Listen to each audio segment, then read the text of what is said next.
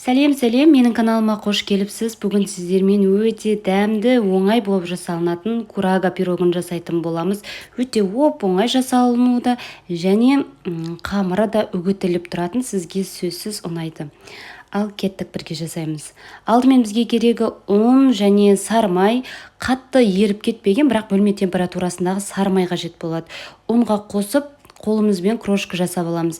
Барлығы біркелкі болғанша жақсылап крошка жасап аламыз. Міне біздің крошкамыз дайын. Ал енді бөлек ыдысқа жұмыртқаны,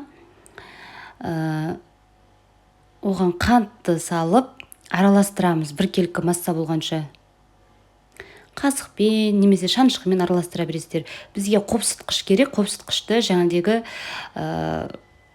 ұнға, яғни құрғақ массамызға салып араластырып аламыз да, сосын жұмыртқаны қосып қолымызбен қамыр илейміз. Жақсылап біріккенше тез қамыр илейміз. Көп илеп жіберсеңіз қамыр деген жұмсарып кете береді. Сондықтан біріккенше қамыр илесеңіздер жеткілікті.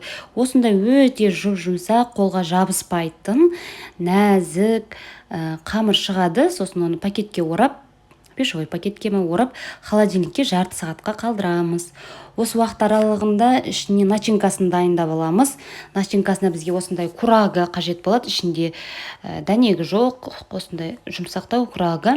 Бетіне су бататындай етіп су құйып қайнатамыз да, осылай қайнаған күйінде 5 минут қайнатамыз. Сосын үстіне қант салып, тағы да 1 минуттай ұстап, 1 минуттан соң оттан алып, жақсылап блендермен езіп аламыз. Әбден езіп аламыз, себебі пирогқа қосқан соң, сосын кескен кезінде арасында әртігіртік болып шығып қалмас үшін осындай блендермен жақсылап езіп алу қажет. Міне біздің начинкамыз дайын. Ал енді қамырын жасаймыз. Қамырыменде 23 диаметрлі форма. Осыны пергамент қағазының астына төсеп,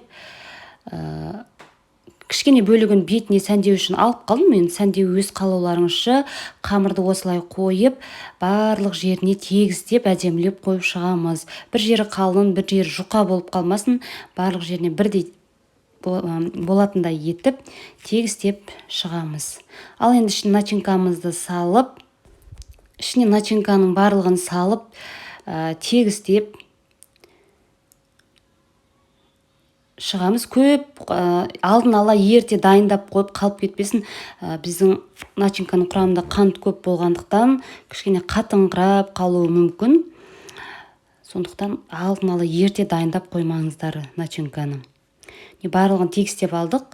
Бетіне сәндеуге арналған кішігірім қамырды өзіңіздің қалауыңызша жасай бересіздер. Бұл қамырмен жалпы 22, 23, 24 диаметрлі формаларға жасасаңыздар болады. Мен осылай жай ғана домалақ етіп кесіп шықтым да,